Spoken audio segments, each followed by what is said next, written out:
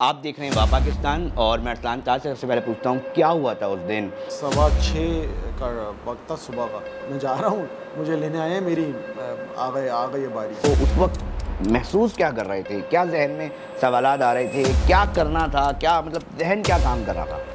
Actually somehow I was ready for it. हल्का हाथ रखा वैसे आपसे। तो एक भोंडा मुझे पे मुकदमा डाला। नहीं तो आप इमलाक को जलाएंगे तो एफआईआर में तो आपको नामजद किया जाएगा ना। सवाल ये उठता है, आपकी हुकूमत थी तो इसी तरह पर्चे हुए, फरियाल तालपुर साहिबा के ऊपर भी केसेस बनाए गए। हमारी हुकूमत में कहाँ ऐसा हुआ, मेरे ऊपर जो एक मुकदमा बना गद्दारी का, हमारे हुकूमत में गलतियाँ भी हुई हैं। जो भी बंदा कैदी बनता है वो पॉपुलर हो जाता है।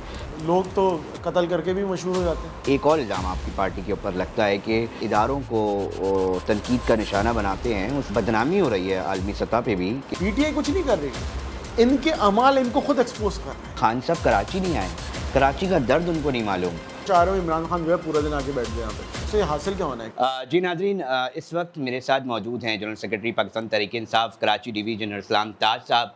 और कुछ दिनों पहले इनको इनके घर से आके उठाया गया था और एक मामला हुआ था, उसके बाद इन पे मुकदमा जो है वो दर्ज किया गया था और बताया गया था कि ये उस मुकदमे में नामजद है। हम उन तमाम मामलात पे गुफ्तगू करेंगे आज अरसलान ताज से कि क्या एक्सपीरियंस जो है उन्होंने ये लिया और शेयर करेंगे उनसे उनसे पूछेंगे मुख्तलिफ सवाल।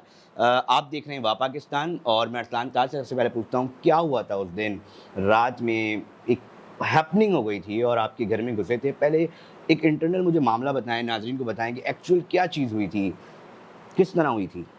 ये वक्त था तकरीबन फजर के वक्त था, फजर के बाद का 6:15 का वक्त था सुबह का। तो मैं तो सो रहा था उस टाइम, और मैं रात में उस दिन कराची में शाहरा असल पे एक बिल्डिंग में आग लगी थी। तो रात में वो सब कुछ देख के हमारी टीम वहाँ मौजूद थी, तो बाकी हम कोऑर्डिनेट कर रहे थे क्या हुआ है वाकई। वो जब पता चला कि वहाँ पे सब बिल्डिंग अंडर कंट्रोल आ गई है, फिर हम उसके बाद फ़ोन पे राब्ते में थे, तो फिर मैं सो गया था तकरीबन 3 बजे के करीब। तो 6 बजे के करीब, 6:15 के करीब मेरी अहलिया ने मुझे बताया कि घर में कुछ लोगों के आने की जो है वो कुछ लोग आए हैं। तो मैं उठा, मैंने देखा तो दरवाज़ा जो है मेरा, उसके पास जो है वो एक तो बिल्कुल घर के बाहर का दरवाज़ा है, फिर सहन है, गार्डन है, उसके बाद फिर एंटर जहाँ से आप आए हैं अभी वो दरवाज़ा है। तो कुछ लोगों की आवाज़ें आ रही थी, बात करने की आपस में ये वो। तो फिर मुझे, क्योंकि मेरी पहेलियाँ उठी, तो उसके ज़हन में आया कि शायद जो है ये कोई वो डकैत चोर है। डकैत आ गए हैं, कोई चोर आ गए हैं। तो मैंने 15 पे फ़ोन किया, इलाके के जो एसएचओ थे उसको फ़ोन किया, उसने उठाया नहीं। पे 15 पे फ़ोन रिपोर्ट किया। फिर मैंने अपनी वालदा को, उस पर रहती हैं भाई के साथ, तो उनको फ़ोन किया, तो उन्होंने भी फ़ोन नहीं उठाया। तो इस दौरान जो है ऊपर चहलकदमी की, ऊपर वाले फ्लोर में आवाज़ आई। तो फिर मुझे अंदाज़ा हुआ कि यार कुछ चोर डकैत जो है वो इस तरह आता नहीं है, कि कुछ और मामला है। टाइम आ गया है। हाँ। तो मैंने फिर जब मुझे समझ आने आया कि यार ये कुछ और मामला है, ये वो वाला मामला लेने नहीं आए हम हैं समझ रहे आपको। हैं। तो मैंने अपनी बेगम को कहा कि बस मैं जा रहा हूँ, मुझे लेने आए हैं, मेरी आ गई है बारी। तो फिर इस तरफ हमारे किचन वाला दरवाज़ा है, तो वहाँ पर काफ़ी ज़ोर से जो है वो उसको मार रहे थे, पीट रहे थे दरवाज़े को। बेचारे दरवाज़े का क्या कसूर था, मैं तो ये सोच तो रहा था। फिर वो दरवाज़ा मैंने खोला, मैंने कहा जी बोले। उन्होंने बोला नाम पूछा, मैंने नाम बताया, उन्होंने बोला चलें, मैंने कहा चलें। फिर मुझे बाहर गाड़ी में, मैं जो स्लीपिंग ड्रेस होता है उसी में था, घर की चप्पल पहनी थी, वही। तो उन्होंने गाड़ी में बिठाने लगे। मैंने कहा मैं अपनी घर वालों से ज़रा 2 मिनट बात कर लेता हूँ, फिर आपके साथ चलता हूँ। तो चंद सेकंड के लिए वो जो था पुलिस वाला, उसके जहन में आया कि शायद करूँ, फिर उसका माइंड चेंज हो गया, समझ नहीं नहीं आप चलें। फिर उसने थोड़ा मुझे पुश करके गाड़ी में डाला, और वहाँ से फिर मुझे ले गए घर से। मैंने उससे बैठते हुए, यहाँ पर चलते हुए, मैंने उनको पूछा कि यार आप जो है वो घर में बेल लगाई हुई है हमने इसीलिए कि जब कोई आए तो बेल बजा दे। आप बेल बजा के आए थे, इतनी मेहनत करके कूद काद के आने की क्या ज़रूरत थी। हाँ। बोला नहीं नहीं हम तो बेल बजा के आए हैं। मैंने खैर बहस नहीं की। और फिर मैंने पूछा आप कहाँ से हैं, उसने बोला कराची से। मैंने कहा कराची में कहाँ से हैं, उन्होंने बताया मैं सीआईए से हूँ। फिर मैंने उनसे नाम पूछा, तो वो नाम उन्होंने फ़र्ज़ी सा बताया, जो कि मुझे पता था कि बस ऐसे ही नाम बता रहे हैं। तो फिर मैंने ज़्यादा उनसे सवाल जवाब भी नहीं किया, मुझे अंदाज़ा हो गया था कि आज मेरी बारी है। आज मेरी बारी हाँ, है। तो मैंने बस कहा चलें ठीक। तो उसके बाद जब आप थाने गए, थाने में तो लोग गए थे, आप मिले नहीं, फिर कहाँ थे आप? कहाँ घूम रहे थे? दरअसल उसके बाद जब मुझे घर में यहाँ से लेके गए तो कुछ फासले के बाद इन्होंने मेरा मुंह पे कपड़ा डाल दिया काला, फिर दूसरा एक दोबारा कपड़ा डाला और आंखों पे पट्टी बांध दी कि ऐसे कि मैं कान से भी मेरा मैं कम सुनाई दे, मुझे कम सुनाई दे। फिर ये मुझे थाने ले गए साइड बी, हुँ। और वहाँ जाके मुझे सुबह जब पहुँचे तो डायरेक्ट कहीं रुके नहीं, कहीं और नहीं लेके गए, वहाँ चले गए थाने में। और उसके बाद बस वहीं पे पूरा दिन मैं रहा, और फिर मतलब वहीं था मैं अच्छा, सुबह। कहते हैं कि ये पहली बारी थी आपकी, इससे पहले आप नहीं गए थे, तो एक आम पॉलिटिकल वर्कर को क्या मैसेज देना चाहेंगे? हौसले यकीनी तौर पे एक पहला एक्सपीरियंस होता है, कोई इदारा आके लेके जा रहा है, 10 चीज़ें ज़हन में आ रही होती हैं, खौफ भी आ सकता है, डर भी लग रहा होता है, तो उस वक़्त महसूस क्या कर रहे थे? क्या ज़हन में सवालात आ रहे थे? क्या करना था? क्या मतलब ज़हन क्या काम कर रहा था? Actually somehow I was ready for it. Hmm. ज़हनी तौर पे आप तैयार थे। और शायद क्योंकि जो हम पिछले 1 साल से देख रहे हैं, हुँ, तो उसमें मुझे अंदाज़ा था कि मेरा कभी ना कभी बारी मेरी आनी है। अच्छा, अक्सर औक़ात तो मुझे पहले लगता था कि मैं आज उठूँगा, हुँ, और लेकिन इस दिन मुझे अंदाज़ा नहीं था कि मैं शायद मेरा ये दिन आ जाए। आज ही आ जाएगा। लेकिन वो किसी न किसी तरह मुझे अंदाज़ा था कि मेरा वक़्त किसी न किसी दिन आएगा। हुँ, तो मैं उस हिसाब से मैं आई वाज़ रेडी। हुँ। और मुझे ये पता था कि शायद वक़्त आएगा, तो मेरे ज़हन में ये था कि क्या होगा? इस स पूरे जो एक्सपीरियंस आपने महसूस किया, इसके ऊपर अगर हम एक किताब लिखने बैठे हैं आप, तो क्या एक्सपीरियंस शेयर करेंगे? अच्छा था, बेहतर था, सीखने को मिला? क्या एक आम पॉलिटिकल वर्कर को मैं मैसेज देना चाह रहा हूँ, एक पॉलिटिकल वर्कर को उठा के लेके जाया गया है, तो ये आपने महसूस क्या किया? क्या फीलिंग्स हैं अभी आपकी? एक तो ये कि मैंने बताया ना, जैसे आई वाज़ रेडी, हुँ, तो उसकी वजह से कोई मेरे लिए ख़ास कुछ शॉकिंग नहीं था। हुँ, और हमसे पहले बहुत सारे वाक़यात हो चुके थे। कराची में मैं ग़ालिबन पहला था इस पूरी रिजीम में, हलीम भाई, क्योंकि पहले से चलता हुआ आ रहा था हुँ, हलीम वाले शेख का। हुँ, तो मेरा उनसे थोड़ा जो मुझे उठाया वो डिफरेंट था थोड़ा। हुँ। तो हल्का हाथ रखा वैसे आप पे। मुझ पे, क्योंकि वाक़ई में हल्का हाथ था, या उनकी स्ट्रेटजी डिफरेंट थी अच्छा, मेरे साथ वाले साथ ये से। बताएँ, इस अमल को आप दुरुस्त समझते हैं? देखिए, ये अमल तो किसी भी तौर पे नहीं है ना, मुझे पता ही नहीं था मुझे किस जुर्म में लेके गए, वो ना मैं मुकदमा कब, क्या है? ना कहा है मैं ना उन्होंने मुकदमा उन किया, जो आप जो मुझ गए पे थे बल्दिया भोंडा, वाली। एक भोंडा मुझ पे मुकदमा डाला। मुकदमा इन्होंने डाला है कि 18 जनवरी को मैंने डीसी ऑफिस के बाहर जो एक एहतजाज हो रहा था उसमें हिस्सा लिया, और उसमें अमलाक को नुकसान पहुंचाया, मैंने सरकारी अमलाक को जला दिया, तोड़-फोड़ कर दी, धमकी दी, कत्ल की धमकियाँ दी। अच्छा, इत्तेफ़ाक नहीं, तो में आप आप देखें इमलाक को जलाएँगे कि तो मैं, एफआईआर में तो आपको नहीं, नहीं, नामज़द किया शाहिद जाएगा ना? अरसलान 2 हो गए। वो नहीं होता, आपने नहीं, मार्वल हाँ, को, मार्वल की हाँ, मूवीज़ हाँ, में होते हैं ना, 2 हो जाते हैं ना। 2 हो जाते हैं। तो अरसलान शायद 2 था। सिंध असेंबली में भी बैठा हुआ था मैं, अच्छा और भैया मैं डीसी ऑफिस में भी था। उसी वक़्त जब उसी वक़्त मुकदमा इत्तेफ़ाक देखें कि मैं सरकारी बिल्डिंग में, जहाँ का मैं मेंबर हूँ, सिंध असेंबली में, मैं उस दिन, उस वक़्त मैं सिंध हुँ, असेंबली में था। सिंध असेंबली में जब आप जाते हैं, गाड़ी आपकी जाती है, मैं गाड़ी खुद चलाता हूँ, हुँ, गाड़ी जाती है, नंबर नोट होता है, हुँ, गाड़ी जो चला रहा है वो नोट होता है, फिर कैमरे लगे हुए हैं। हुँ, उस दिन साबिक़ गवर्नर इमरान इस्माइल साहब वहाँ मौजूद थे, सेनेटर आज़म स्वाति मौजूद थे, अली मालिक शेख, खुर्रम शेर ज़मान और कई हमारे दीगर अरकान असेंबली मौजूद थे, और हम वहाँ मौजूद थे सिंध असेंबली के अहाते में। मैं मगरिब के बाद गया वहाँ पे, और ये डीसी ऑफिस वाला जो वाक़या है, ये मगरिब से पहले का है। तो इम्पॉसिबल था एक कि वक़्त 2 मैं एक अरसलान वक्त में कैसे 2 हो अरसलान हो कहाँ नहीं कैसे हो सकता। सकते हैं? हाँ, अच्छा हो नहीं अरसानी, सकता। आप देखें, आप इस अमल को आप कह रहे हैं ये गलत है, दुरुस्त नहीं है। सवाल ये उठता है, लोग ये जानना चाहते हैं, लोग ये सवाल करते हैं कि जब आपकी हुकूमत थी तो इसी तरह पर्चे हुए, पीपल्स पार्टी में देखा जाए तो नैब केसेज़ में जो है फ़रियाल तालपुर साहिबा के ऊपर भी केसेज़ बनाए गए, दीगर लीडरशिप भी, फिर राना सनाउल्लाह साहब के ऊपर भी जो है एक मुकदमा किया गया, वो आपकी हुकूमत थी। एक तरफ आप इस अमल को दुरुस्त नहीं समझते, दूसरी तरफ जब आपकी हुकूमत होती है इरफान साहब, तो यही सारा सिलसिला हो रहा था। तो क्या वहाँ गलती हुई, या ये पैटर्न पॉलिटिशियंस का ही गलत है देखिए, कि जो ताकत में होगा वो दूसरे को बड़ा दबाएगा? वाज़ेह फ़र्क है। हमारी हुकूमत में सिवाय राना सनाउल्लाह के कोई पर्चा, कोई पॉलिटिकल नहीं हुआ। फरियाल तालपुर का जो आप कह रहे हैं वो JIT बनी थी फेक अकाउंट्स वाली, वो उसकी बुनियाद पे नैब में केस चल रहा था। और हमारी हुकूमत में कहाँ ऐसा हुआ कि एक पर्चा आज यहाँ कट रहा है, दूसरा दूसरी जगह कट रहा है, फिर तीसरे में कट रहा है, फिर चौथे में कट रहा है। एक वक्त में कितनी FIR हैं ये आप देखें, आदम सौती के ऊपर 30 के करीब मुकदमात जब बने पूरे पाकिस्तान में। सुप्रीम कोर्ट का हुक्म है कि एक वकूए पे 2 FIR नहीं कट नहीं सकती। कट सकती। यहाँ 2 दर्जन कट गई। हमने मरियम को जो है, मरियम नवाज़ हो या दीगर कोई और हो, क्या इस तरह FIR कटी है? और FIR का मतन तो चेक करें आप कि जी मैं जा रहा था, मैं किसी जगह बैठा हुआ था, तो मैंने सोशल मीडिया पे इनका बयान सुना और बयान मुझे लगा कि जी ये बड़ा वो मुमलकत पाकिस्तान के ख़िलाफ़ है, रियासत पाकिस्तान के ख़िलाफ़ है। मेरे ऊपर जो एक मुकदमा बना गद्दारी का, वो ये है कि जी एक साहब जो है जा रहे थे पुलिस के, और उन्होंने जो है ना मेरी स्पीच कहीं सुनी है कि जी पाकिस्तान के ख़िलाफ़ है।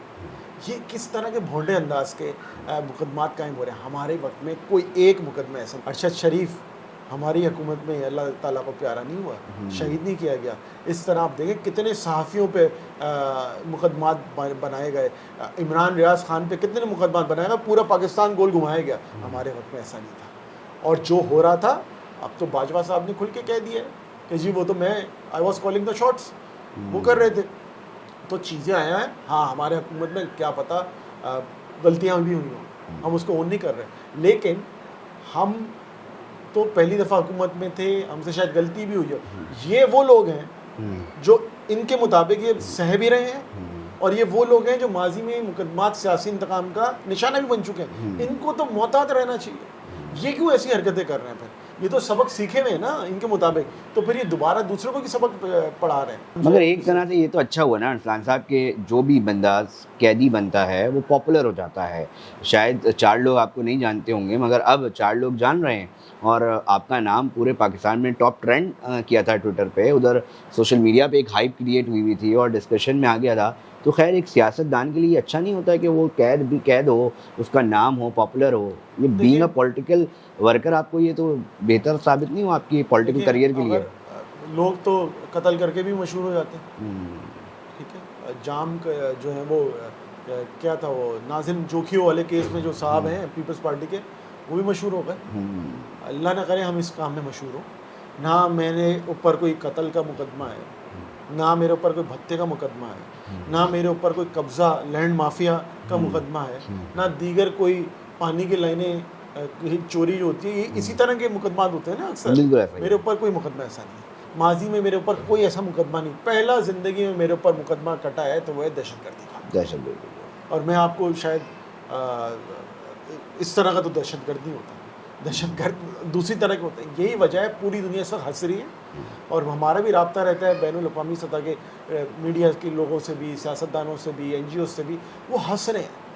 क्यों हंस रहे हैं? वो कह रहे हैं कि पाकिस्तान में इस वक्त सियासी अफराद भी दहशतगर्द हैं, पाकिस्तान में इस वक्त साबिक फ़ौजी भी दहशतगर्द डिक्लेयर कर दिए गए हैं, पाकिस्तान में इस वक्त सहाफ़ी भी दहशतगर्द डिक्लेयर कर दिए गए हैं। तो वो हंस इस बात पे रहे हैं कि पाकिस्तान में जितने भी दहशतगर्दी की रोकथाम के जो कवानीन मौजूद हैं, वो उनका सही तौर पे इस्तेमाल किया। अच्छा सांसद साहब, एक और इल्ज़ाम आपकी पार्टी के ऊपर लगता है कि आप लोग सोशल मीडिया के ऊपर जिस तरह इदारों को तनकीद का निशाना बनाते हैं, उसके हवाले से एक बहुत बदनामी हो रही है आलमी सतह पे भी कि मतलब वीडियोस जिस तरह आई इस दौर में, तो ये नहीं समझते आप कि ये दुरुस्त तरीका है, ये गलत तरीका है? क्या मशहूरी हुई है जो आज़म सौदी साहब के साथ हुआ? ऐसे वाक़ये में तो शर्मिंदगी होती है ना आलमी सतह पे भी। जो शहबाज गिल साहब के साथ हुआ वो मशहूरी वाले वाक़यात तो नहीं है। जो अरशद शरीफ को कत्ल किया गया, शहीद किया गया, वो मशहूरी का वाक़या तो नहीं है ना। इसका PTI से क्या वास्ता? हमसे तो वास्ता नहीं। जो जमील फारूकी के साथ हुआ उसको किस तरह से मतलब जलील किया गया, इमरान रियाज खान के साथ जो हुआ, सहाफ़ियों के साथ ना, PTI को तो छोड़े, जो सहाफ़ियों के साथ हुआ, जो lieutenant general retired Amjad Shoaib साहब के साथ हुआ, क्या वो अच्छा अमल हुआ? तो ये तो जो करता धरता है इस मुल्क के, उनको सोचना चाहिए। PTI कुछ नहीं कर रही, इनके अमाल इनको खुद एक्सपोज कर रहे हैं। PTI तो सिर्फ ये कह रही है कि जी गलत हो रहा है। अच्छा, एक और सवाल लोग जानना चाहते हैं, करना चाहते हैं कि आप लोगों को एक अच्छा टाइम मिला, ठीक है, साढ़े 3 साल। आप लोगों के पास जो है वो इदारे भी थे। अगर आप करप्शन के इल्ज़ामात दीगर पार्टीज़ पे लगाते हैं, उनकी लीडरशिप पे लगाते हैं, तो भई इदारे आपके पास थे, सारी चीज़ें, ताकत आपके पास थी, क्यों नहीं पकड़ा आप लोगों ने? उस वक़्त देखिए, पकड़ते। हमने बहुत सारी कोशिश की करने की, हमने एक रिफ़ॉर्म लाने की कोशिश की, किसी तरह सरकारी अफ़सरान को जो है वो करप्शन जो कर में मुलव्वस हैं उनको ज़रा हम रोकें। लेकिन अलमिया कुछ ऐसा रहा कि हर तबका माफिया बना हुआ है। हुँ, आपको याद है कि हमारा हुकूमत में एक पॉलिसी आई थी कि जी सारे सेल्स टैक्स जो है वो पीओएस के ज़रिए होगा, हुँ, ताजिरों से जो है वो डायरेक्ट हम डिडक्ट करेंगे टैक्स। क्या हुआ? ताजिरों ने हड़ताल कर दी। हुँ, ब्यूरोक्रेसी के ऊपर हमने लगाम डालने की कोशिश की, हमने एक सॉफ्टवेयर डेवलप किया, हुँ, एक हमने सिस्टम बनाने की कोशिश की कि मिसाल के तौर पे अगर एक एसएचओ है हुँ, पुलिस का, उसकी तनख्वाह कितनी होगी? 70-80 हज़ार हुँ, लाख रुपए होगी। हुँ, उसका बच्चा बैरून मुल्क पढ़ कैसे रहा है? कैसे रहा? उसके पास जो है साल में भई दो कारोबार कर रहा है वो, कारोबार कर रहा है, उसके हाथ में एक आईफोन का नया मॉडल का मोबाइल फ़ोन कैसे गिफ्ट भी है? तो दे सकता है ना कैसे अरसलान भाई, गिफ्ट कोई गिफ्ट भी कोई हो कोई सकता है, वो डिक्लेयर करना पड़ता है ना मेरे भाई। हुँ, लेकिन ये बताएँ हमने उस सिस्टम ऐसा डेवलप किया कि पूरा लिंक करते हैं। हुँ। उसका बच्चा एक यूनिवर्सिटी में कैसे पढ़ रहा है जिसकी तनख्वाह से ज़्यादा उसकी फ़ीस है। क्या इतराज़ उठा रहा हुकूमत से ज़्यादा ताकतवर ब्यूरोक्रेसी है और ये माफियाज़ हैं जो आप लोगों को काम नहीं करने देते? है। बिल्कुल है, मैं यही समझूँ? बिल्कुल है। तब है जब आपके पास एक कोएलिशन गवर्नमेंट हो जिसकी टाँगें मज़बूत ना हो और आपको हर दिन जो है कोई ना कोई ब्लैकमेल कर रहा हो। एक और सवाल, मैं अब आखिरी उस पे आना चाहूँगा कि आप लोग कराची डिवीज़न हैं, आपसे भी लोग सवाल करते होंगे, हमसे भी पूछते हैं, भई ये खान साहब कराची नहीं आए, कराची का दर्द उनको नहीं मालूम, ना इश्यूज़ हैं आपके पास, एक अच्छी तादाद में एमपी, एमएनएज़ यहाँ से लोगों ने वोट देकर आपको ऐवानों तक पहुँचाए, तो ये सवाल आपने कभी खान साहब से नहीं किया कि खान साहब कराची बिल्कुल। देखिए बात ये नहीं है, बात समझने की है। हो सकता है एक परसेप्शन हो कि जी वो चाह रहे हो इमरान खान जो है पूरा दिन आके बैठ जाए यहाँ पे। पूरा दिन आके बैठ भी सकते हैं, कोई मसला नहीं है। लेकिन उससे हासिल क्या होना है? क्या किसी की मौजूदगी के होते हुए सारे काम हो जाते हैं? ऐसा नहीं है। परसेप्शन है, ख्वाहिश हो सकती है किसी की, लेकिन माज़ी में एक बहुत बड़ी जमात थी, उनके बहुत बड़े कायद थे, वो 30 साल यहाँ पे मौजूद नहीं थे भाई। वहाँ पार्टी चलाई। पार्टी चल रही थी, सारे मामला हो रहे थे ना। तो ये ख्वाहिश हो सकती है, परसेप्शन हो सकता है, क्योंकि मैं उस पर एतराज़ नहीं कर रहा, ठीक है, किसी की ख्वाहिश है, मगर काम होना चाहिए। अब मामला ये पाकिस्तान पीपल्स पार्टी के लोग उनको वोट दे रहे हैं, उनके साथ बात करें कि ये आप चीज़ें अगर आप उनको बुरा-भला कहेंगे अरसलान ताज, किनको? पाकिस्तान पीपल्स पार्टी आपके है हिसाब और से सही दीगर काम है। करती है पीपल्स पार्टी कराची के लिए? मसला ये है कि अब उनकी एक बॉडी लैंग उनकी उनकी एक एग्ज़िस्टेंस है। आपको अगर कहीं पे भी पॉलिटिक्स करनी हमने पड़ेगी तो कोशिश की, आपको उन्हीं लोगों से हमने राब्ता कोशिश करना की, पड़ेगा ना, बाहर से तो लोग नहीं हमने आएँगे। की, हमने 1100 रुपये का जब पैकेज का अनाउंस किया, इमरान खान साहब आके अनाउंस किया, उस वक्त मुराद अली शाह साहब बैठे थे, हमने कोशिश की। फिर क्या हुआ? 1100 अरब में 650 अरब जो है वफाकी हुकूमत के थे, बाकी जो है 450 अरब जो है वो सूबाई हुकूमत के थे। एक प्रोजेक्ट बता दीजिए सूबाई हुकूमत ने कंप्लीट किया। हमने कंप्लीट किया। हमने ग्रीन लाइन जो ठप पड़ा हुआ था, जो लोग कहते हैं तो हमारे से पुरानी हुकूमत ने बनाया था, नहीं भाई पुरानी हुकूमत में नहीं, पुरानी हुकूमत का सिर्फ स्ट्रक्चर था, बसें लेके आना सिंध हुकूमत का काम था, उन्होंने नहीं किया। उसका ला तो आईटी रहे हैं सिस्टम अरसलान जो है साहब, अब वो नहीं देखिए किया। अब उनको ख़्याल आ गया ना इस चीज़ देखिए, को, अब वो प्रोजेक्ट पे आप प्रोजेक्ट, बताएं। आज आप देखें नहीं, नहीं, फ्लाईओवर एक बना देखिए दिया। एक फ्लाईओवर जो है उसकी हैसियत क्या है? फ्लाईओवर से पूरा कराची नहीं चलता, हमें ऐसा चूरन चटनी ना दें। कराची वाले चूरन चटनी में नहीं आने वाले। क्या इससे पहले जो फ्लाईओवर चल के कराची शहर तब्दील हो गया? ऐसी बात नहीं है। कराची शहर के मसाइल डिफरेंट हैं। कराची शहर की गिनती ही पूरी नहीं हो पा रही। इस वक्त एमकेएम भी हुकूमत में है, पीपल्स पार्टी भी हुकूमत में। यही पीपल्स पार्टी पिछली मरदमशुमारी में भी साथ थी। यही एमकेएम जब पिछली मरदमशुमारी थी उस वक्त भी साथ में थी वफाकी अब हुकूमत मैं में, बता रहा हूँ, अभी भी है। अक्सर और ख़त्म हो गई और जो तादाद है वो भाई हमारी तो गिनती उल्टी हो रही है। पीछे हम जा हम रही वापस है, जा रहे हैं। वापस जा रहे हैं, आबादी जो है वो कम हो अगले गई है। साल से आपकी उम्र जो है ना अभी माशाल्लाह जितनी भी होगी उससे 1 साल कम हो रही है, पीछे आ रहे हैं हम शायद। बिल्कुल ऐसा भाई ही हम है। क्यों पीछे आ रहे हैं? हम क्या यहाँ पे जिन इलाकों में सैलाब आया वहाँ की आबादी बढ़ गई है। जिन इलाकों में सैलाब ज़दगान आए हैं उन्हें तो इलाकों वहाँ की वहाँ पे आबादी कम हो गई है। भैया कौन सी साइंस है? हमें भी समझाएं ज़रा। हम भी समझने से कासिर हैं। गिनती उल्टी कैसे हो सकती है? पूरे शहर में जो है आप देखें, शहर में बस्तियाँ नहीं तो बन रही। पीटीआई मरदमशुमारी को लेके इतनी तवाना आवाज़ क्यों नहीं, जिस तरह दीगर इशू पे उठाते हैं? हमें आप जेलों में डाल देंगे, हम आवाज़ की जेल में बैठ के कैसे करेंगे?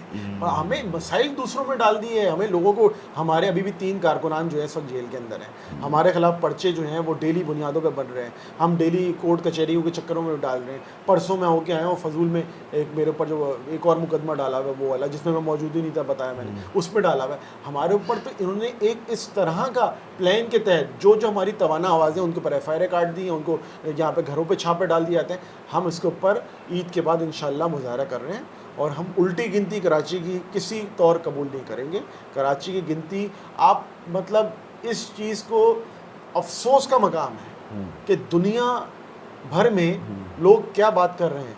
लोग जो है वो आप देखें स्टारलिंक की बात हो रही है, एलन मस्क जो है वो मार्स पे ले जा रहा है, चांद पे ले जा रहा है, वहाँ बातें हो रही अच्छा, है। मैं और देख रहा हमारा था मसला क्या है, हमारी गिनती पूरी नहीं अर्शना साहब, मैं एक और चीज़ भी देख रहा था कि अभी ना कॉम्प्रेस जमातें सिंधी कॉम्प्रेस तो जमातें भी हमेशा आई है, थी, हमेशा। मगर मसला ये है कि उनको भी ये बात समझनी पड़ेगी कि अगर वो कराची को कम करेंगे तो अल्टीमेटली सिंध में कराची आ रहा है और उसकी तादाद जब NFC आपके पास अवार्ड आएगा तो उसमें भी आपको चीज़ें कम मिलेंगी। तो ये अल्टीमेटली उनको भी कोई समझाने वाला शायद नहीं है कि भाई अल्टीमेटली सिंध का ही नुकसान है इसके अंदर। और फिर साथ में हम पॉलिसीज़ और कानून साज़ी तो कर सकते हैं ना कि जो यहाँ का मुस्तकिल रिहायशी नहीं है, ठीक है भाई, आप उनको वोट का हक नहीं दें, मगर कम से कम गिनती जो है वो प्रॉपर हो, क्योंकि इसको अल्टीमेटली इससे नुकसान तो सिंध का है। तो कोई असेंबली के अंदर आप नहीं देखते कि कोई समझाने वाला हो कि भाई इनको इस तरह समझाए। देखें, ये एक साजिशी तबका है जो नहीं चाहता कि सिंध में तरक्की हो। और आपने जैसे खुद कहा, ये जो बंगाली बिहारी आबादी है हमारी, जिसको हम तस्लीम ही नहीं करते, जिन्होंने 2 बार हिजरत की है इस मुल्क के लिए, हम उसको काउंट नहीं करते, तो क्या वो यहाँ का पानी नहीं पीते? क्या जो सारे मसाइल क्या वो सब्सिडाइज जो गंदम है वो क्या वो इस्तेमाल नहीं करते? क्या उनके बच्चों को आर्टिकल 25A के तहत तालीम की रसाई तक जो है वो नहीं होनी चाहिए? क्या उनके पास ड्राइविंग लाइसेंस नहीं होना चाहिए? क्या उनको तालीम यूनिवर्सिटी जाने की उनको नहीं होना चाहिए? क्यों नहीं होना चाहिए? फिर ये जो बात करते हैं कि जी सिंध में जो गैर मुकामी हैं उनको काउंट ही ना किया है, भाई कहाँ काउंट करें? रह तो यहीं पे रहे हैं ना, यहाँ के वसाइल इस्तेमाल कर रहे हैं, सारी चीज़ें यहाँ पे कर रहे हैं, कारोबार यहाँ कर रहे हैं, टैक्स यहाँ का अदा नहीं कर रहे हैं बिकॉज वो काउंट ही हो रहे हैं, शनाख्ती कार्ड यहाँ नहीं है, बाकी चीज़ें मसाइल हैं। तो ये सोचना पड़ेगा जो भी शख्स जिस मकाम पर है उसको वहीं गिना जाए। वहीं 6 महीने का जो रूल है जिस पर सब मुत्तफिक सब होते हैं, लेकिन जब वो गिनती की में आते हैं तो कहते हैं इसको ना गिना जाए। तो ये जानबूझ के साजिश है और पीपल्स पार्टी इसमें बार बार की मुलव्वस है। पीपल्स पार्टी वो नहीं चाहते कि गिनती पूरी हो। गिनती पूरी होने की वजह से कराची में आबादी इस वक्त भी 2017 में, जिसको हम कहते हैं कराची की आबादी कम है, उसमें भी पाकिस्तान की तारीख में पहली बार किसी भी सूबे में अर्बन आबादी 50% से ज़्यादा हो गई। सिंध की आबादी, सिंध में अर्बन आबादी 2017 के तहत भी 50% से ज़्यादा है। अच्छा, मर्दमशुमारी को लेके MQM बड़ी डिबेट कर रही होती है, आए रोज़ प्रेस कॉन्फ्रेंस कर रही होती है, तो MQM का मसला है, सिर्फ और जमातों का नहीं है मर्दमशुमारी? MQM का क्या मसला है? MQM का मसला होता तो हुकूमत से बाहर आ जाए। MQM क्या किस चीज़ का इंतज़ार कर रही है? उल्टी गिनती तो हो गई, अब किस चीज़ का इंतज़ार है MQM को? अगर MQM वाक़िदन समझती है कि मर्दमशुमारी में घपला हो रहा है तो MQM को पहली फुर्सत में बाहर आ जाना चाहिए। ये टोपी ड्रामा अब नहीं चलेगा। हुकूमत में भी होते हैं, एहतजाज भी करते हैं, हमने जी अपनी बात बता दी शहबाज शरीफ को। भाई शहबाज शरीफ के भाई ही तो था पिछली मर्दमशुमारी में, उस वक्त भी तो तुमने ही बताया था उनको कि मर्दमशुमारी सही नहीं हो रही। क्या नतीजा निकला? एहसन इकबाल साहब ही थे पिछली बार भी वजीर, इसी महकमे के प्लानिंग डिवीजन जो है कमीशन का जो इदारा है जिसके वजीर हैं, एहसन इकबाल ही थे पिछली बार। आजकल वो सोशल मीडिया में कह रहे हैं कि वो रेड लाइन है मर्दमशुमारी। देखें, रेड लाइन कहने की नहीं ना, रेड लाइन तो पिछली बार क्रॉस हो गई। क्या किया आपने?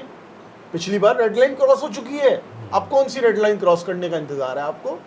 ये जानबूझ के, मैं आपको बताना चाहता हूँ, जानबूझ के इनका प्लान है।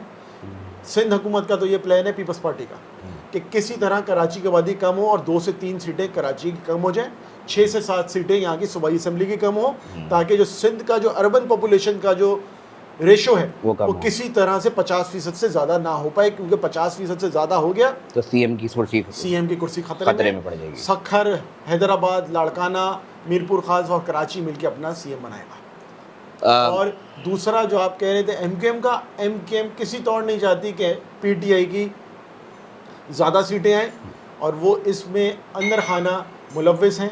वो चाहते हैं कि किसी तरह सीटें कम हो जाएँ, उनकी सियासत भी चमकती रहे, हुकूमत में मज़े भी लेते रहें, और किसी तरह PTI की बड़ा इल्ज़ाम है MQM को लेके। आखिरी सवाल मैं करूँगा जमात इस्लामी आपके साथ अभी मेयर के जो इश्यूज चल रहे हैं, जमात इस्लामी को बिठा के क्यों नहीं बातचीत कर लेते आप हम लोग? क्यों मतलब बैठे हैं, हमें क्या क्या ज़रूरत है? मामलात हैं कि वो आपसे ज़्यादा झुकाव जो है हम पाकिस्तान पीपल्स पार्टी से देख रहे हैं, और इल्ज़ामात आप और वो भी लगाते रहे हैं, मगर झुकाव उनका जो है वो पाकिस्तान पीपल्स पार्टी की तरफ क्यों है? नंबर तो तो हमने तो पहले ही कहा, जो पीपल्स पार्टी की तरफ जाता है हम तो उसको लानत भेजते हैं। सिंध को तबाह कर दिया, कराची को तबाह कर दिया, जरदारी ने पूरे पाकिस्तान को तबाह कर दिया।